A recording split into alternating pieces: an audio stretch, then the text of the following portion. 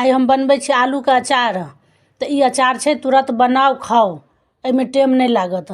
तो आलू के हम उबाल दै छिए। आब के हम अब पानी धऽ देलिए, कुकर के बंद कऽ कऽ अब गैस पर चढ़ा दै छिए।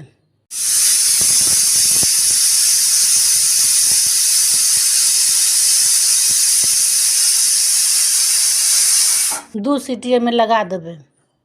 एमे अचार के मसाला भूजै छे। एमे छे गोटा धनी, रैंची, मिरचाई, ए सब के भूज देबै। अब के हम पीसै छिए।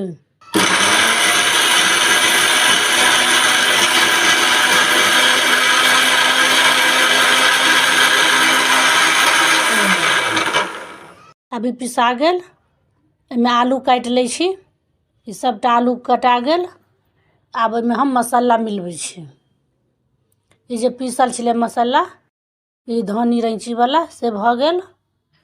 आब एमे देबै नून, तेल, धनी पात, ई नेबो धऽ दै छिए। आब के बढ़िया से मिला दै छिए। जत्ते मिलेबै ओत्ते बढ़िया से एमे मसाला मिल जेतै। ई वीडियो देखला बहुत बहुत धन्यवाद। वीडियो के लाइक कर देबै, चैनल के सब्सक्राइब कर देबै।